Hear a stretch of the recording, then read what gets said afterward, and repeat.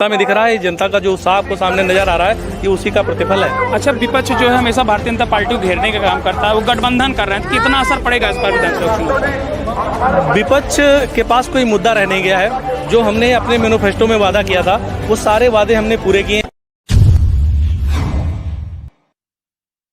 क्या नाम है दादा आपका? प्रमोद तिवारी। क्या माहौल बनाए हैं आप इस बार? एकदम शानदार माहौल है। भारतीय जनता पार्टी की जनता जो है वो आवाह कर रही है। इतने कार्यक्रम हुए हैं, पार्टी ने दिए हैं सरकार ने, और लोगों के लाभ पहुंचाने के लिए बहुत सारे कार्यक्रम भी हुए हैं और काम भी हो रहे हैं। जो जनता में दिख रहा है, जनता का जो उत्साह आपको सामने नजर आ रहा है, ये उसी का प्रतिफल है। अच्छा, विपक्ष जो है हमेशा भारतीय जनता पार्टी को घेरने का काम करता है, वो गठबंधन कर रहे हैं, कितना असर पड़ेगा इस पर विधानसभा चुनाव?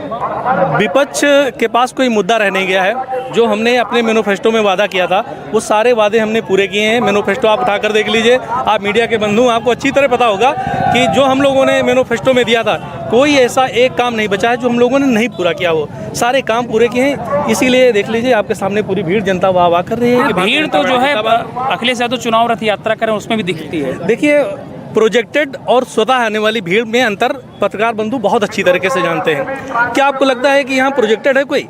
सारे हम के नहीं सारे ये जनता कह रही है ना। जनता तो ये आप कह रहे हैं। नहीं, मैं नहीं कह रहा हूँ, मेरी बात नहीं है। जो जनता का है उसको मानिए। मैं तो नेता हूँ पार्टी का, मैं तो पार्टी का पक्ष रख रहा हूँ। लेकिन जो सामने जनता है, यहाँ सारे लोग जो पीछे खड़े हुए हैं, इन सभी से आप पूछ लीजिए कि भारतीय जनता पार्टी के मैनिफेस्टो में जितने कार्यक्रम थे, वो सारे हम लोगों ने पूरे किए हैं। चाहे आवास देने का रहा हो, चाहे सड़कों का जाल बिछाने का रहा हो, चाहे देश की उन्नति का रहा हो, चाहे राष्ट्र की सीमाओं की सुरक्षा का रहा हो, सारे मुद्दों पर भारतीय जनता पार्टी एक है। और इतना मजबूत संगठन पूरी तरह से संभाले हुए, कहीं भी किसी प्रकार का कोई भ्रष्टाचार आज तक की हमारे ना नेता पर, ना विधायक पर, ना प्रदेश में किसी नेता पर उठाया। दूसरी चीज, अखिलेश यादव जी जो कह रहे हैं, अखिलेश यादव जी गठबंधन करने की जरूरत क्या पड़ी? अगर आप में इतनी क्षमता थी, आपके अंदर अगर इतनी क्षमता थी, सामने चुनाव लड़ते, सामने सब कुछ आ जाता। छोटे छोटे दलों को आप इकट्ठा कर रहे हो, इसका मतलब है कि एक मजबूत सरकार के खिलाफ एक माहौल बनाने का काम कर रहे हो। आपका गुंडागर्दी का जो काम था वो खत्म हो गया। बाबा का जोरदार बुलडोजर चल गया। गुंडे सब जेल में हैं या फिर खेल में है। अच्छा, कांग्रेस जो है 40% महिलाओं को टिकट भी दे रही है, और दूसरा उन्होंने मैनिफेस्टो जारी किया कि बिजली का बिल हाफ और कर्जा माफ। तो क्या असर करेगा इनका? बिजली का बिल हाफ, कर्जा माफ। बिजली देंगे, पहले ये पूछने का सवाल है। विषय ये है कि बिजली तो माफ कर देंगे, लेकिन क्या बिजली दे पाएंगे? मेरी सरकार ने वादा किया था, केजरीवाल दे पा रहे हैं। मेरी सरकार ने वादा किया था कि शहर को 24 घंटे, ग्रामीण क्षेत्रों को 18 घंटे 18 घंटे बिजली हम लोग दे रहे हैं। किसी भी जनता के लोग से, किसी से भी आप पूछ सकते हो।